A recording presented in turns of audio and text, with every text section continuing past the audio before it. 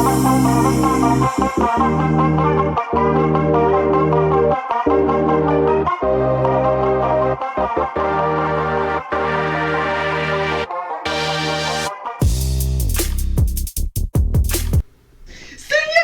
moi, Seigneur, j'espère que ça va bien, moi en tout cas ça va super et nickel. Et aujourd'hui on se retrouve pour une nouvelle vidéo pour parler du pronostic de Ligue des Champions de 16 matchs que je vais pronostiquer. Et avant de commencer, comme d'habitude, c'est de liker et de commenter pour poser des questions et de partager. Et aussi de s'abonner sur ma chaîne. Et sur les réseaux sociaux, c'est Snap qui s'appelle mzenelov75 et sur Instagram qui s'appelle Mourad normal classique. Vous êtes prêts? C'est parti, let's go! Voilà, de retour, je vais prendre mon téléphone pour vous dire de chaque groupe de 2 matchs que je vais pronostiquer dès maintenant, à chaque groupe. Et voilà, tout simplement. Et sur les réseaux sociaux que vous voulez aller voir sur ma chaîne, ou aussi sur les réseaux sociaux que j'ai dit sur Snap et Instagram, ce sera peut-être soit en haut, soit en bas, je sais pas quoi. Bref, donc voilà. Donc on va commencer dès maintenant.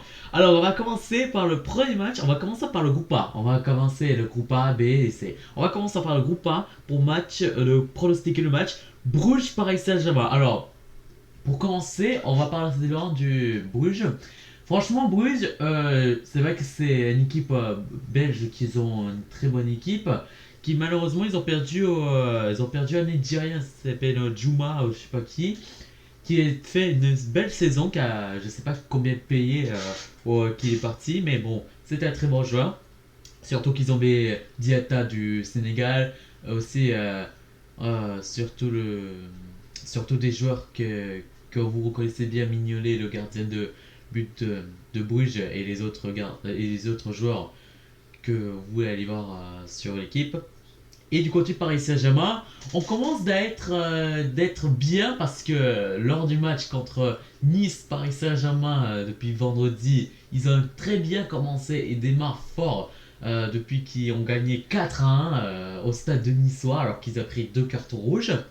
Il permet pour l'instant à Paris de bien se concentrer pour la phase de Ligue des Champions, surtout qu'ils ont gagné 2 victoires en 2 matchs et qu'ils vont jouer contre Bruges parce qu'ils avaient joué contre Real qui avait gagné 3-0 à domicile. Et puis contre Galatasaray, ils ont gagné 1-0 à l'extérieur. Voilà. Et donc ils jouent de nouveau à l'extérieur contre Bruges. Et cette fois-ci, Paris vont gagner avec ce score de 2 buts à 1. Et donc voilà, donc je dis que Paris vont gagner sans être vaincus dans cette journée de Ligue des Champions. Et le dernier match de groupe A entre Galatasaray et Real Madrid. Alors Galatasaray, précisément, c'est dur à comprendre, les expliquer. C'est que l'équipe de Turcs de Galatasaray, ils ont eu des bonnes équipes, mais c'est dur à la battre contre des bonnes équipes. Parce que là, ils ont fait un nul contre Bruges et puis défaite contre contre Paris. Et donc, ils vont jouer contre Real. Ils avaient déjà joué quand ils avaient joué en quart de finale. Et puis en phase de poule de la Ligue des Champions en 2014, 2013 et 2014 aussi. Bref, vous comprenez. Et du côté Real, ils avaient perdu contre Mallorca. C'était une petite équipe qui pouvait se organiser pour gagner, mais malheureusement ils ont perdu seulement 1-0. Donc on ne sait pas comment ça va réagir lors d'un match contre Galatasaray. On ne sait pas si Galatasaray vont faire la surprise, on ne sait pas si Real vont se reprendre pour gagner la Ligue des Champions, surtout gagner contre Galatasaray pour la 3e journée. Vous comprenez. Mais pour moi, j'aurais dit précisément, j'aurais aimé qu'il y aura un nul avec ce score d'un partout. Et donc j'espère que Galatasaray vont faire un nul face au Real et Real va être obligé de rattraper pour ce Ligue des Champions. On va passer dans le groupe B entre le match de Olympiakos contre le Bayern Munich. Alors Olympiakos, je ne veux pas trop dire sur eux parce que vous comprenez, bref, parce que je ne veux pas en parler, je ne suis pas dans l'équipe de Olympiakos, mais que je reconnais le club. Et le Bayern, mon club que je vous ai pas dit, mais c'est mon club préféré, le Bayern de la Bundesliga, que je crois sans eux de gagner parce qu'ils ont malheureusement fait un nul contre Augsbourg alors qu'au bout de 30 secondes à peine il s'est pris un but. C'est le plus vite le plus rapide du jeu qu'ils avaient marqué en moins de 2 minutes. Et donc j'espère que Bayern vont gagner contre la Olympiakos. Donc j'espère qu'ils vont mettre un petit 2-0. Voilà. Et Tottenham-Belgrade. Alors Tottenham est obligé de gagner contre Belgrade parce que déjà ils avaient perdu les deux matchs qui s'est pris une raclée 7-2 contre Bayern en Ligue des Champions et 3-0 contre Brighton en Première Ligue. C'était dur, mais après ils ont fait un nul contre Watford qui a failli perdre de nouveau à domicile. Et j'espère qu'ils vont gagner et donc je devais pronostiquer avec ce score de buts à 1. Voilà. Après, on va passer le match de Shakhtar contre Dynamo Zagreb du groupe C. Alors pour moi, Shakhtar, c'est dur à l'expliquer parce que c'est un club ukrainien qui joue dans la Ligue Ukraine. Que malheureusement, on ne sait pas s'ils vont essayer de chercher la qualif pour les huitièmes parce que déjà, ils avaient perdu contre City. Et puis ils avaient gagné contre Belgrade au bout de la dernière seconde où il y avait le but non, c'est pas de Moraes mais c'est un autre, mais bref, donc voilà. Et Dynamo Zagreb, franchement j'aurais aimé que Dynamo Zagreb qualifie parce qu'ils avaient très bonne équipe. Je sais pas si vous reconnaissez, il s'appelle Dani Olmo de l'Espagne, qui est espagnol et qui joue à l'Espoir U21 qui avait été champion d'Europe. Franchement il est très intéressant. Et il y avait Orsic qui avait mis un triplé contre Bergame, l'Atalanta. Et donc j'espère que l'équipe de Dynamo Zagreb va faire un bon résultat.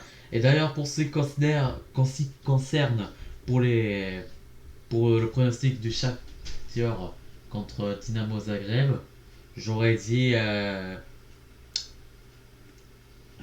c'est dur. Allez, je vais dire une petite surprise de 2-1 pour Dynamo Zagreb. Et City contre Atalanta Bergame. Pour moi, j'aurais dit que City est obligé de gagner parce que déjà, ils avaient une grosse équipe que l'équipe d'Atalanta parce ils étaient au top, ils étaient deuxième. Ils sont deuxième, pardon. Et du côté de l'Atalanta Bergame, qu'ils ont failli gagner contre Lazio, mais qu'ils ont malheureusement pris 3-3 alors qu'ils étaient menés 3-0 en première période. On ne sait pas encore s'ils vont essayer de se rattraper. Mais pour moi, je dis que City vont gagner 4-0. Voilà. Tout à coup. Dans le groupe D, on a l'Atlético Madrid contre Bayern Leverkusen. Pour moi, l'Atlético, ils avaient une très bonne équipe, surtout Joao Félix, qui est tellement fort et avec un compagnon de Diego Costa, aussi de son gardien Oblak. Mais pour moi, je dis que l'Atlético va gagner contre Bayern Leverkusen parce que Bayern Leverkusen a perdu contre Francfort 3-0. Et donc c'est dur. Donc je leur ai dit 3-1 pour l'Atlético face à Bayern Leverkusen. Et la Juventus contre le Lokomotiv Moscou. La Juventus, je ne vais pas l'expliquer lors d'un match contre le Lokomotiv Moscou, mais je suis sûr qu'ils vont mettre 3-0. Voilà. Groupe E.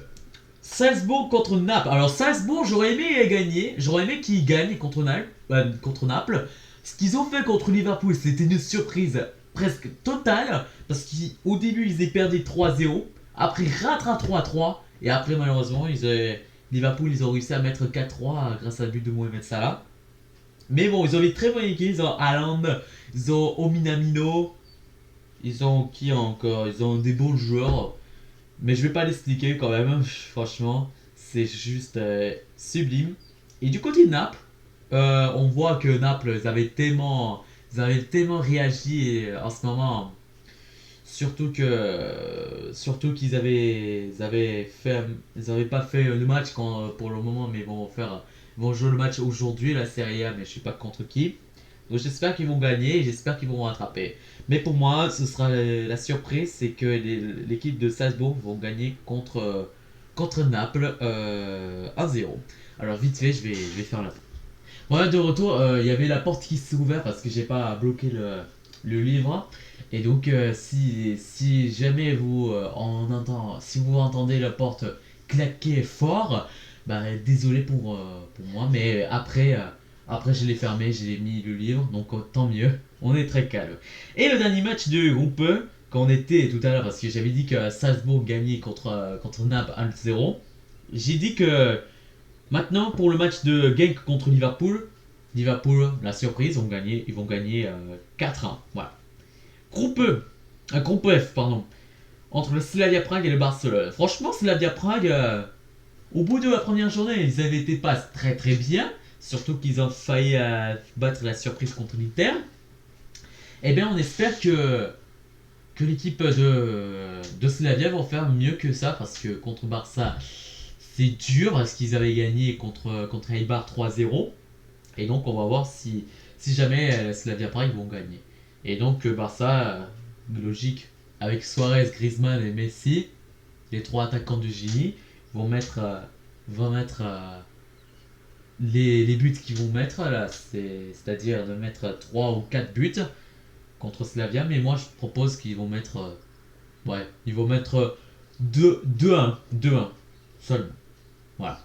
Et l'Inter contre Dortmund. Alors, l'Inter, c'est vrai que c'est mon cœur parce que c'est mon équipe. Vous savez que là, il y a Icardi, là, ici, juste ici, qui est mon joueur préféré de la Serie A, mais aussi de l'équipe parce que je suis pour l'Inter.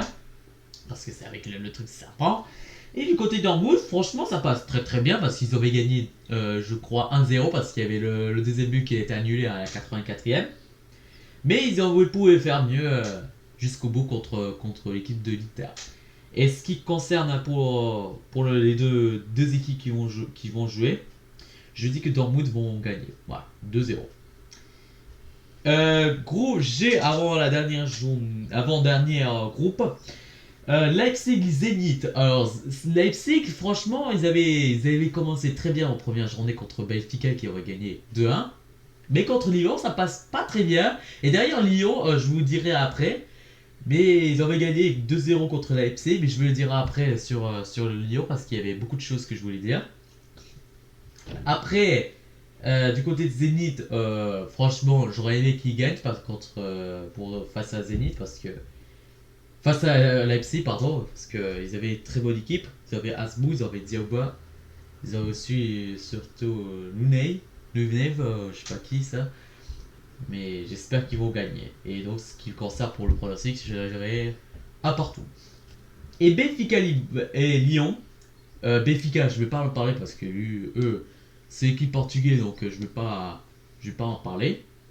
Et du côté Lyon, justement, je voulais expliquer sur Lyon parce que vous savez que Silvino est plus l'entraîneur et plus le coach de l'Olympique Lyonnais. Et donc, c'est Rudy Garcia qui est remplacé. Et d'ailleurs, l'OM, il n'aime pas quand Rudy Garcia est l'entraîneur de l'OL. C'est comme si tu t'appelles Mathieu Boivena et que là, t'as quitté avec l'OM et qu'après tu rejoins avec l'Olympique Lyonnais avant de quitter avec le Dynamo Moscou.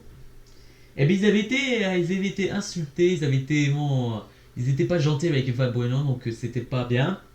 Et là, il y a Rudy Garcia qui rejoint avec Lyon, donc voilà, c'est un peu gênant pour l'équipe de Marseille. Mais du côté de Lyon, franchement, ils ont une bonne équipe. Ils ont une très bonne équipe. Par contre, ce qui est terrible surtout, c'est qu'ils sont 16e. Donc, c'est pas possible qu'ils soient relégués. Donc, dis-moi dans les commentaires si Lyon va être relégué ou pas. Dis-moi ça dans les commentaires. Mais je pense pas qu'ils vont être relégués et tout obligés de rattraper. Mais j'espère qu'ils vont terminer 4ème. Je sais pas pourquoi, mais j'espère qu'ils vont terminer 4ème. À ce qui concerne pour le pronostic, allez, je dis un score de 2-2. De 2. Et le dernier groupe du groupe H, on a ce qui concerne de Ajax contre Chelsea. Ajax, je vous préciser quelque chose, ils sont plus forts que Chelsea. Pourquoi?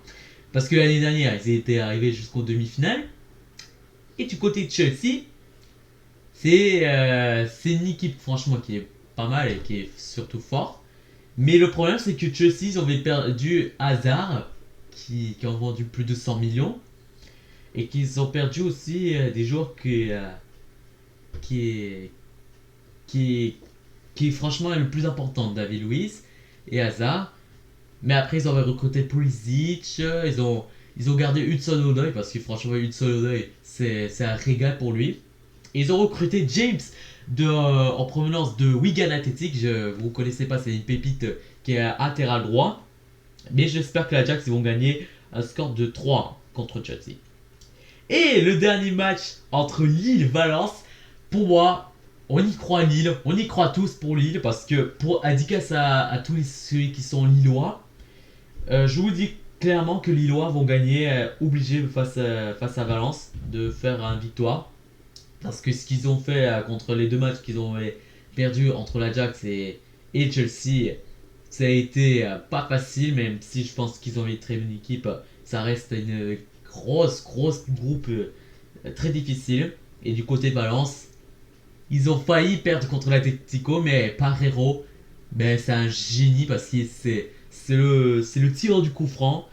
C'est pas comme Juninho parce que Juninho il fait que mettre des coups francs et lui il met des beaux coups francs. Surtout qu'il avait marqué contre le Real l'année 2017 et là il a marqué l'année 2019-2020. Pour ce qui concerne Lille, on y croit tous.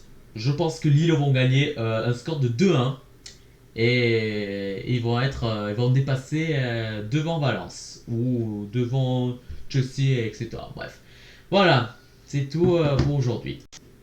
Voilà, c'est fini pour aujourd'hui. J'espère que vous aura plu. Alors, je sais pas si vous comprenez ce que je vais dire parce que c'est vrai que c'est pas facile pour moi.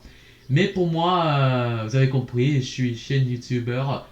Je suis un youtubeur et c'est la troisième vidéo que j'ai tournée, donc c'est déjà bien. Donc je vous laisse avec belles vacances, bonnes vacances à vous. Et ce qui concerne à tous, c'est de liker, commenter et partager si vous avez aimé, comme ça. Et comme d'habitude sur les réseaux sociaux, si vous voulez les voir sur Snap et Instagram, c'est d'aller les voir dans mon commentaire que je vous marquerai. Voilà. Donc je vous laisse, c'est mon Racine énorme et bonnes vacances à tous et ciao, peace.